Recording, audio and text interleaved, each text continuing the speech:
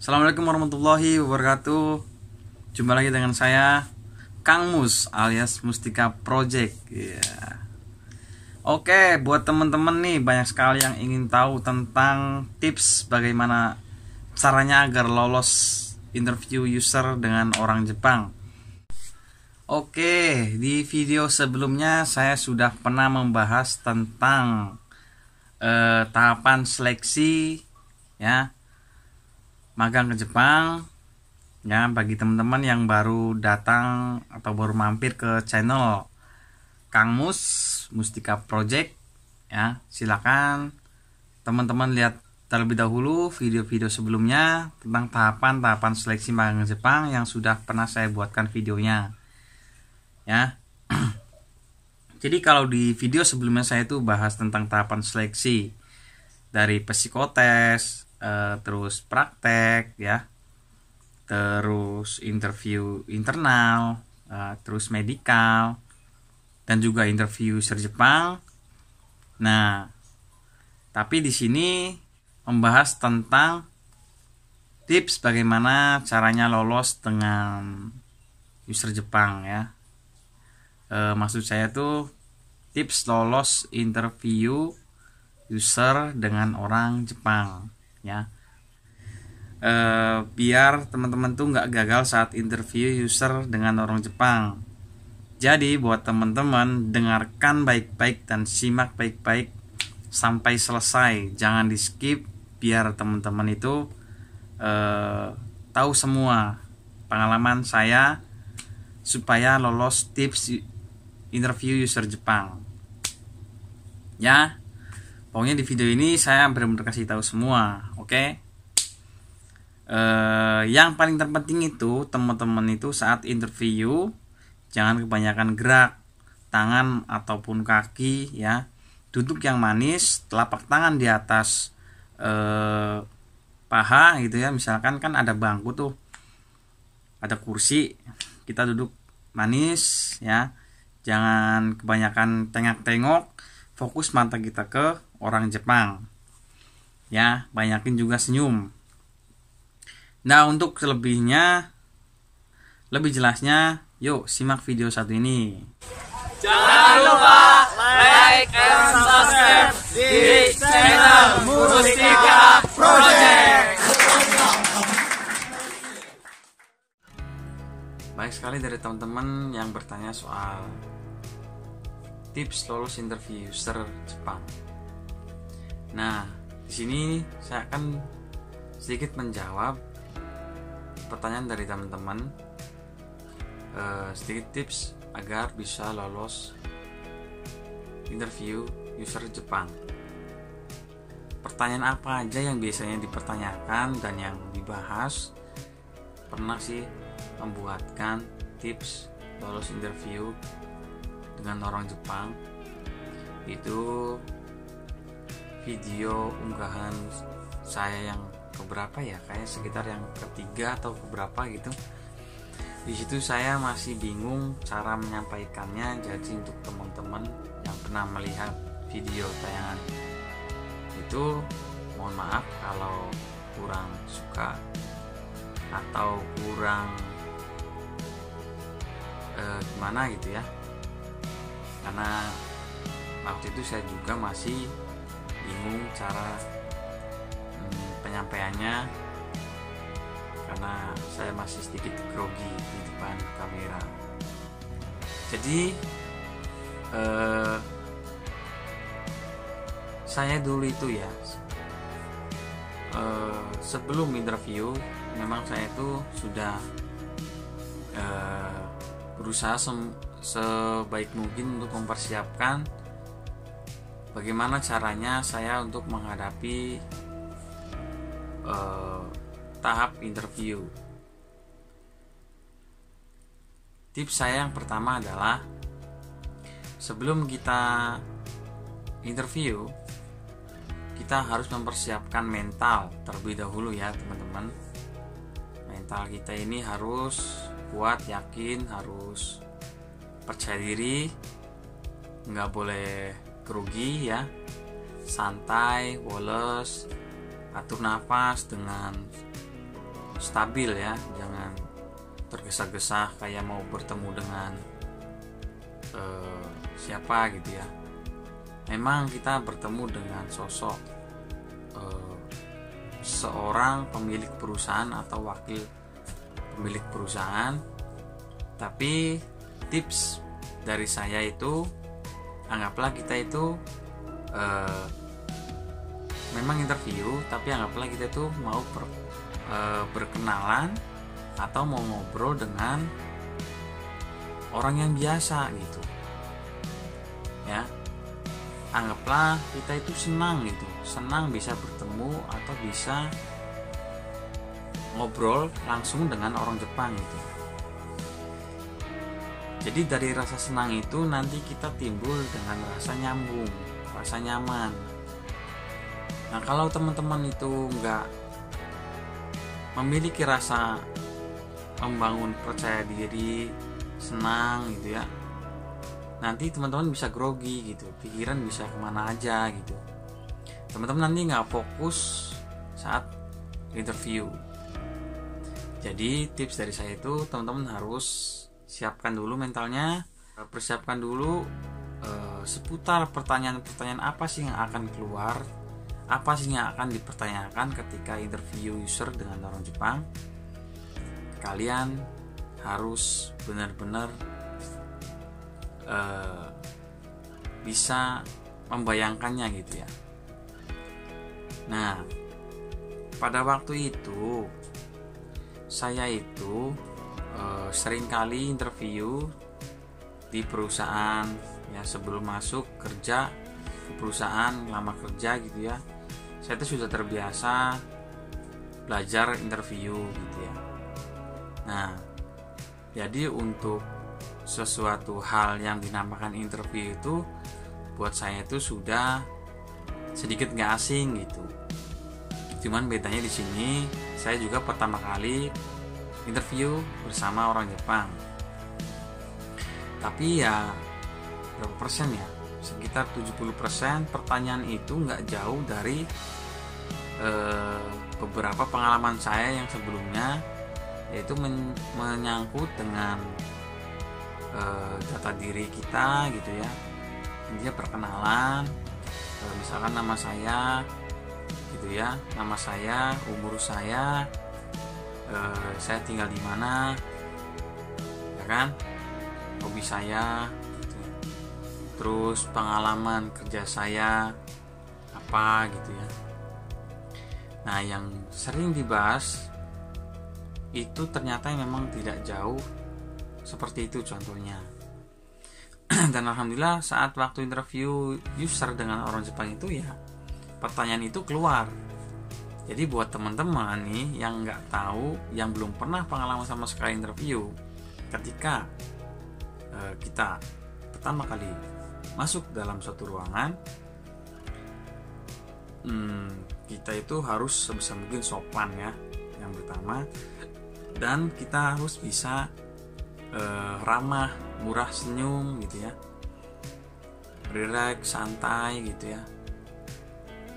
Usahakan percakapan kita tuh nyambung, menyenangkan, suasananya itu nyambung lah intinya gitu ya.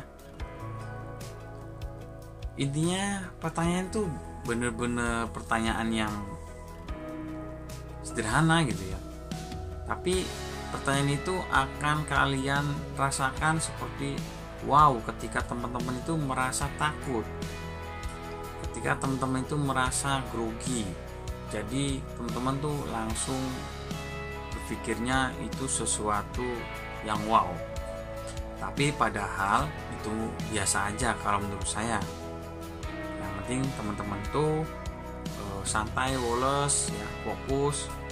Banyakin juga minum air putih sebelum kita mau interview. Supaya apa? Supaya pikiran kita tuh jernih, nggak kemana-mana gitu ya. Supaya pikiran kita fokus. Contohnya ya kan, ada juga kan iklannya. Biar fokus itu minum air aqua. Intinya kita harus banyak-banyak minum air putih. Biar kita pikirannya itu jernih gitu, fokus. itu salah satunya juga ya tips saya waktu itu. Nah, yang selanjutnya tips dari saya itu banyakin latihan untuk tersenyum. Nah, sebisa mungkin teman-teman itu ya ketika mau interview itu latihan dulu senyum. Kalau saya waktu itu latihannya sama teman-teman ya, ketika kan saya tuh mau interview bareng teman-teman ya, sekitar ada 23 orang gitu ya, di satu ruangan dulu gitu kan, ngumpul untuk antri sesuai urutan nama atau dipanggil secara berurutan. Nah, di dalam satu ruangan itu saya untuk melatih diri sendiri, kepercayaan diri sendiri, sebelum ngobrol sama user Jepang, saya itu ngobrol sama teman-teman yang satu ruangan itu sama-sama nggak kenal. Nah, di situ juga kan bisa dianggap sebagai latihan untuk kita interview. Contohnya situ ada teman si A, si B, si C, sampai yang lainnya juga gitu kan. Kenalin saya, nama saya Mustika gitu ya. Saya berasal dari kota Cirebon misalkan. Itu contoh saya ya. Saya juga pernah bekerja di perusahaan ini gitu ya. Nah, terus umur saya sekian tahun. Hobi saya suka main bola misalkan. Kalau saya hobinya main voli gitu ya. Terus kebiasaan apa aja yang dilakukan setiap harinya gitu kalau di hari yang kosong. Jadi teman-teman tuh ya intinya mah harus benar-benar mempersiapkan diri sebelum interview. Tips saya dari saya kayak gitu. Yakin minum air putih, siapkan mental, sebisa mungkin untuk harus percaya diri, nggak grogi ya. Terus latihan sama teman-teman satu ruangan tuh, misalkan sudah mau interview dimulai, kita kan nunggu antrian urutan, kita latihan aja sama teman-teman yang belum kenal.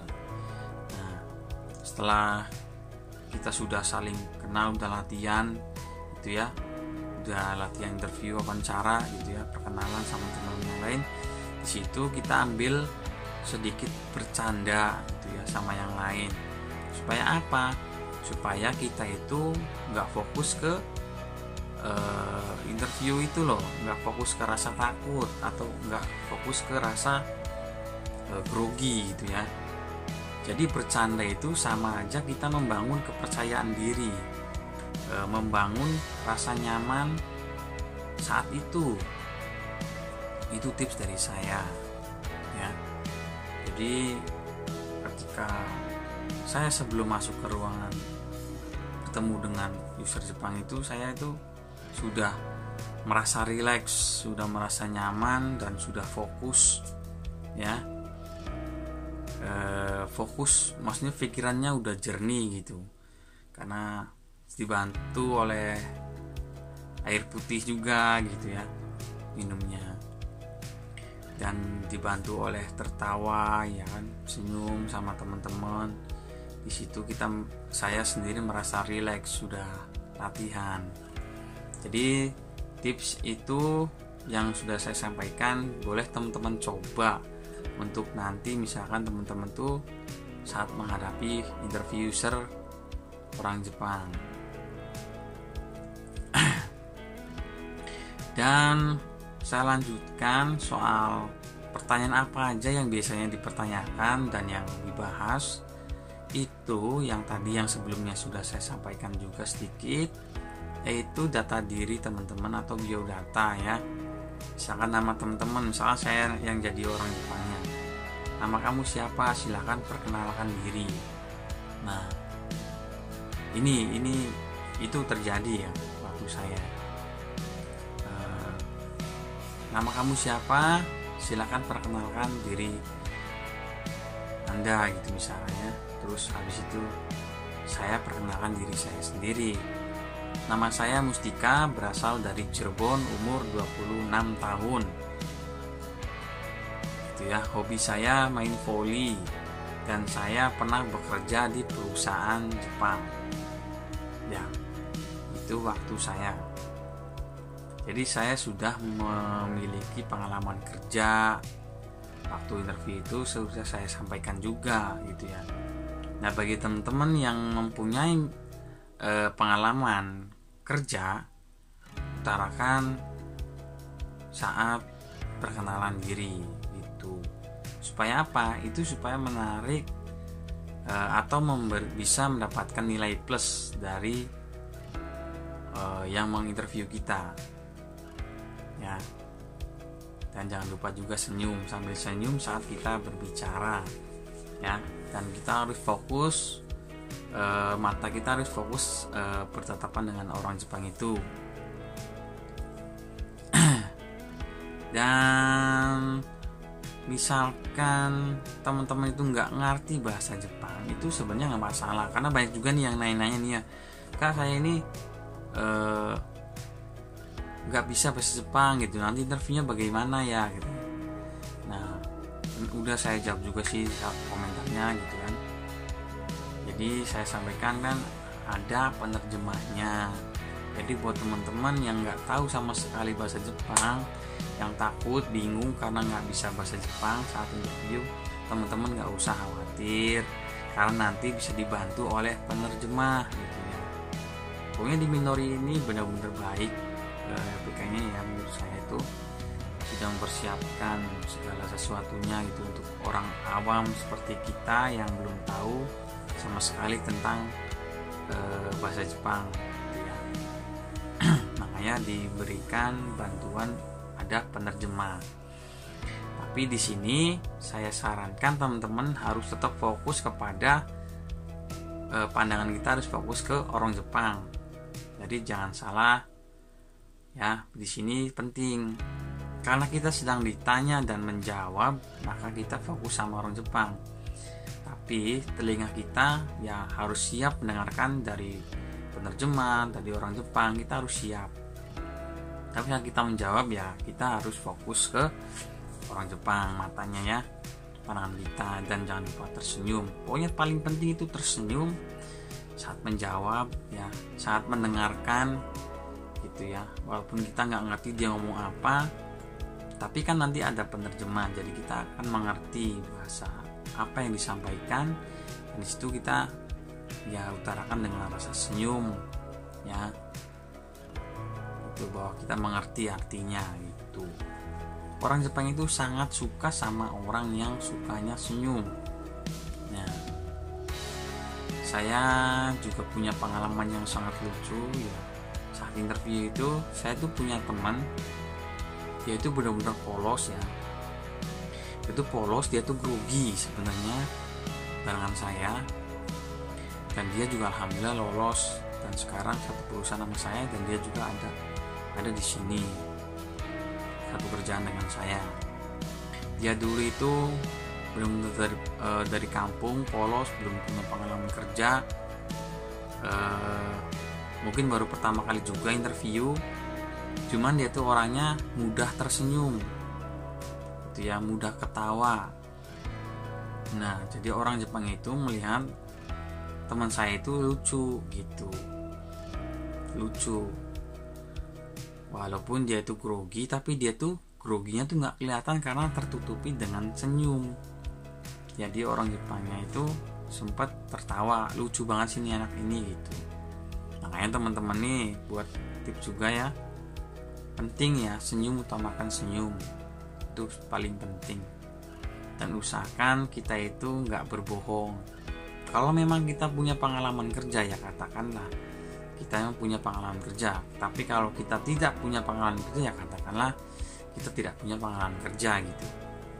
Bagi yang baru lulus sekolah biasanya kan belum punya tuh pengalaman kerja. Ya katakan aja saya baru lulus sekolah, belum punya pengalaman kerja gitu. Nah, yang pertama itu ya yang ditanyakan itu soal biodata diri, nama, usia, dari asalnya dari mana, ya kan, hobinya apa gitu. Kita perkenalan diri. Bagi yang punya pengalaman kerja langsung katakan saja kalau saya pernah bekerja, punya pengalaman kerja. Tapi syukur-syukur teman-teman itu ya memang benar-benar punya pengalaman kerja, apalagi pernah bekerja di perusahaan Jepang gitu. Itu benar-benar sangat mempunyai nilai plus. Karena teman-teman pasti tahu kan, yang namanya kerja di perusahaan Jepang itu tahu gitu ya. Tahu istilah kedisiplinannya, peraturannya, SO-nya, cara kerjanya gitu kan. Itu pasti teman-teman yang pernah kerja di perusahaan Jepang itu pasti tahu. Maka dari itu waktu pengalaman saya itu saya ceritakan semuanya itu. Karena ketika saya jawab saya pernah bekerja di perusahaan Jepang gitu. Nah, orang user Jepang ini langsung respon ke saya. Dia nanya, berarti kamu sedikit tahu dong tentang perusahaan Jepang? Ya, saya sedikit tahu. Akhirnya saya nyambung di situ. Dan saya ditanya, apa yang kamu tahu tentang perusahaan Jepang? Nah, saya jawab, perusahaan Jepang itu adalah perusahaan yang bonafit, yang sangat mengutamakan safety, kebersihan, atau 5S ya. 5S tahu kan? Atau 5R atau kayak ibaratnya 5S, saya juga lupa sih ya. Kalau 5S itu bahasa Jepangnya, kalau 5R itu bahasa Indonesianya. Kayak misalnya rapi, resik, rajin, rawat, apalagi itu ya, lupa saya.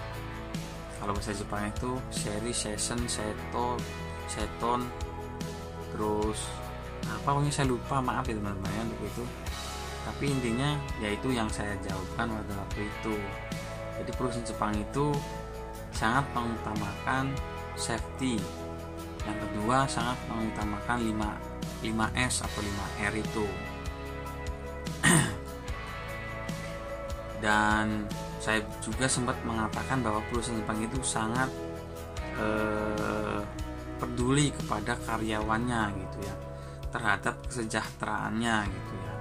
Contohnya masalah kayak ya safety, salah satunya itu kan selalu menghindari kecelakaan kerja gitu ya, selalu memperkecil gitu atau menghindari kecelakaan kerja gitu. Dia sangat mengutamakan keselamatan kerja. Di situ saya juga sudah menilai bahwa perusahaan Jepang itu bagus. Nah, selain bagus ya perusahaan Jepang itu pastinya bonafit gitu. Dan soal gaji juga ya, tapi jangan dibahas sih soal gaji. Kalau nggak salah saya nggak bahas soal gaji deh.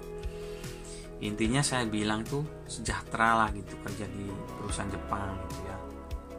Bersih, nyaman gitu ya. Intinya kebersihan, kedisiplinan tuh sudah diterapkan dengan baik. Nah, itu nilai plus yang saya dapatkan ketika interview dengan orang Jepang. Tapi itu benar-benar dengan sesuai pengalaman saya pribadi. Dan yang lainnya itu seperti misalkan ada pertanyaan, kenapa teman-teman tuh mau kerja di Jepang gitu ya. Nah, tips dari saya, teman-teman itu usahakan jawab sebaik mungkin kenapa ingin kerja di Jepang ya. Jangan jawab karena gajinya gede, itu sangat tidak bagus ya. Itu. Tapi teman-teman lebih baik ya jawabnya itu kenapa ingin ke Jepang, kenapa ingin kerja ke Jepang? Karena saya ingin belajar lebih banyak di negara Jepang gitu. Karena negara Jepang adalah negara yang maju gitu kan. Dan saya ingin belajar di negara Jepang karena ketika sudah pulang lagi ke Indonesia saya akan menerapkan ilmu yang saya sudah pelajari di Jepang gitu, untuk kemajuan masa depan saya dan juga untuk lebih baik lagi. Itu poin yang pertama, alasannya kenapa ingin ke Jepang. Dan yang kedua tambahan, pada waktu itu saya itu kan ibaratnya kayak suka kartun gitu ya kan. Teman-teman juga banyak kan yang suka kartun Jepang itu kan, anime itu kan banyak yang dari Jepang. Itu silakan teman-teman bahas, nggak apa-apa loh, itu bener-bener lumayan poin buat kita. Jadi misalkan kayak yang teman-teman tahu anime apa nih, kayak ada Naruto misalnya kan, terus Doraemon gitu kan, Nobita itu terkenal loh di sini. juga kita waktu pertama datang juga kita ditanya gitu, kamu tahu anime apa aja? Waktu saya baru datang ke Jepang sama teman-teman orang Jepang tuh ditanya, saya taunya Doraemon, Naruto gitu kan, Tsubasa atau yang lain-lain gitu yang saya jawab. Jadi teman-teman ya,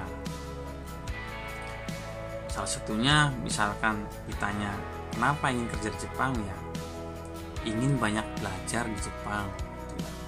Dan saya suka kartun anime Jepang gitu, kartunnya tuh bagus-bagus, menarik, lucu-lucu gitu, keren-keren gitu. Nah terus selain itu kita kalau saya ya waktu itu, selain itu saya juga ingin melihat beberapa pariwisata yang terkenal di Jepang gitu. Misalkan kayak contohnya kayak ya tempat main ski gitu, tempat salju gitu kan. Terus kayak tempat gunung yang terkenal itu kan ada gitu. Ada gunungnya, Gunung Fuji ya kan di Jepang itu ya. Itu juga bisa memberikan nilai plus kepada kita gitu saat interview. Kita sebisa mungkin menjawab dengan baik tentang seputar Jepang ya. Orang Jepang akan lebih senang kepada kita kalau kita sudah sedikit tahu tentang Jepang. Artinya mereka, orang Jepang ini berpikir, oh ternyata nih anak suka gitu dengan tentang yang berbau-bau Jepang gitu. Di situ teman-teman akan mendapatkan nilai plus. Saya nggak bohong, serius nih. Karena saya sudah memutuskan diri sendiri ya kayak gitu waktu saya interview. Orang Jepang itu nggak bukan nggak suka sama orang gendut, takut sama orang gendut gitu, yang gendut banget gitu, yang misalkan beratnya nyampe 78 kilo gitu, dia tuh takut gitu. Atau kenapa alasannya, katanya sih serem gitu melihat orang yang gede tinggi itu. Mungkin karena di Jepang karena banyak yang orang yang sumo kali ya, nggak tahu juga. Tapi memang bener orang Jepang itu nggak takut sama orang yang gede tinggi tuh. Pada waktu itu saya posisi berat badannya emang lumayan gede, cuman saya menang di cara jawab interview. Karena apa? Karena waktu hasil interview itu saya dipanggil ulang kan ke ruangan itu. Saya itu dikasih tahu lolos, selamat ya, lolos katanya. Selamat kamu diterima untuk kerjasama dengan perusahaan saya gitu. Nanti saya tunggu di Jepang gitu. Terus dia mengatakan bahwa kamu tuh bagus katanya, cara penyampaiannya, cara interviewnya bagus gitu. Cuman nanya saja kamu tuh gemuk gitu. Dan dia bilang saya takut sama orang gemuk gitu. Dan dia minta itu saya harus nurunin berat badan saat itu. Dan saya memegang semangat gitu ya, ingin oke, saya akan mengurangi berat badan saya jika Anda inginkan gitu. Ya waktu di Mino itu saya sering yang nge-gym, fitness gitu, angkat barbel yang gede juga itu saya fitness gym seperti ya, buat nurunin berat badan. Dan pola makan juga kurangin waktu itu. Dan sekarang ini saya makin kecil, badannya makin kecil. Kenapa? Karena ya mungkin satu karena pekerjaan juga, mungkin karena sibuk ya kan. Terus karena banyak juga hal yang saya pikirkan gitu. Setelah pulang tuh mau ngapain, ingin apa gitu, ingin usaha apa gitu. Saya selalu belajar ya. Jadi belajar itu nggak harus di sekolah, kita itu dimanapun harus belajar supaya kita tuh berkembang gitu. sudah cukup kali ya yang saya sampaikan ya. Tipsnya itu teman-teman tuh saya ulangi, jangan lupa senyum, banyakin minum air putih, latihan dulu sebelum menghadapi interview, sebelum dipanggil interview ataupun saat di dalam ruangan antri ketika kita mau interview. Bikin relax kita sendiri dulu gitu ya. Bagaimana caranya kita supaya mudah tersenyum, intinya gitu. Ya terus puji-puji aja tuh tentang sekitar yang berbau-bau Jepang itu. Kita bagus-bagusin atau gimana, emang bagus kenyataannya kok. Saya itu cuman hanya ngasih tip ke teman-teman gitu ya. Katakan yang hal-hal yang bagus, hal-hal yang baik tentang Jepang, itu tips dari saya.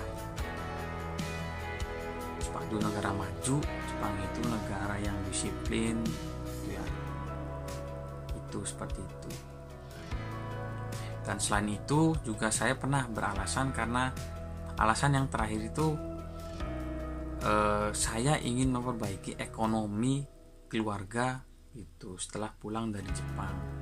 Entah pengen punya usaha gitu, ingin mewujudkan cita-cita gitu, entah pengen rumah, entah pengen mobil.